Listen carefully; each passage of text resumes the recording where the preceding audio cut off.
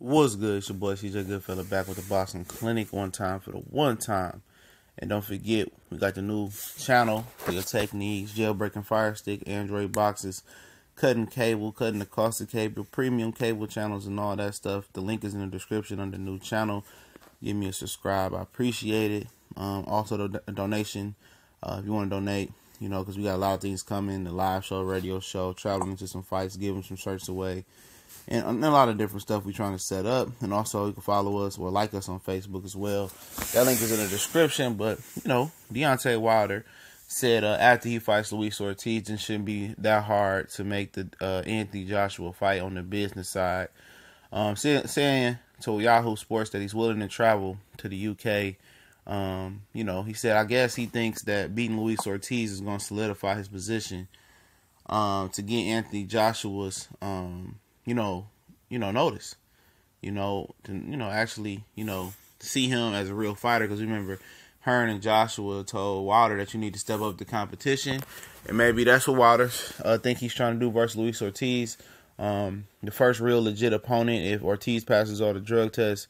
But to me, and I guess, having a final piece to Joshua's puzzle, to me, I don't think that's going to entice Anthony Joshua to fight him anymore, I think that was an excuse to say, he needs better competition and all that. At the end of the day, I seen, if the fight's going on in the UK, I seen UK fans fill the arena for domestic level UK fighters, So I don't even think that's the issue. I mean, especially when you add a world title win on the line, and you can see undisputed lineal championship fight.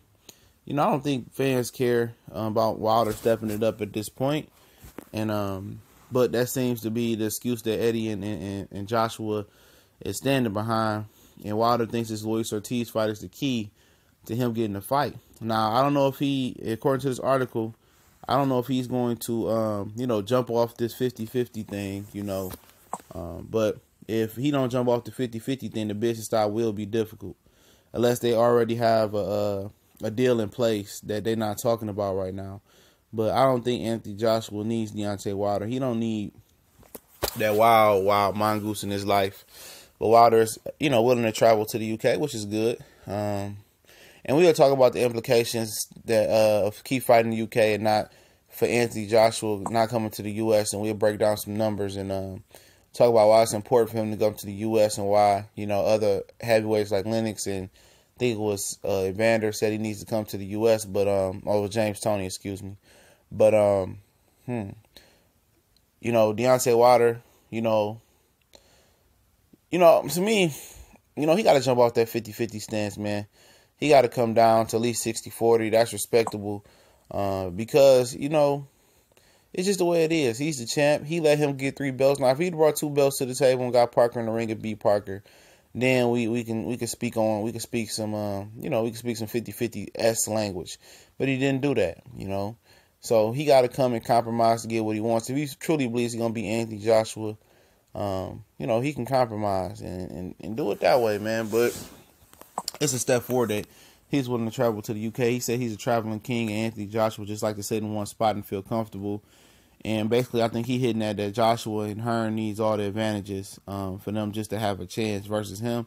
And that could be true. But, I think he's crazy. If he think he's getting 50-50, and he ain't jumping off that stance, they don't care about that last WBC belt. Anthony Joshua got a little bit more youth on his side.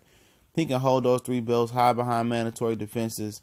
And then when somebody finally beat Deontay Wilder, or he gets old, whatever happens, he get frustrated and retire, then he can come scoop that belt right on up. And the way his fans follow him is a cult-like following. They won't think no less of him. It'll be just like beating Wilder. And he'll go down in history for being the undisputed heavyweight champion of the world. And it'll be no talks about him ducking Wilder. That's just the way stuff rocking out. Some fans that talk about it, but he got so much of a cult following, in the UK, and he got a nice following in America. Nobody's going to, truly care.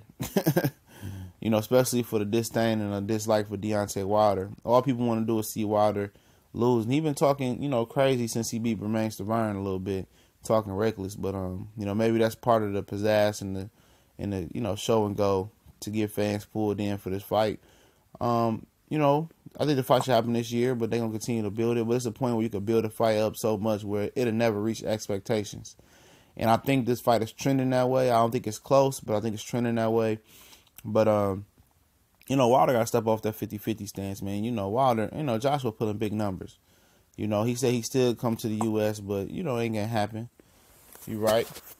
And we'll see, man. We definitely see. That's a big if Wilder can beat Ortiz. I'm not 100% sure Wilder can beat Ortiz. Even at this point, I know Ortiz is an old man.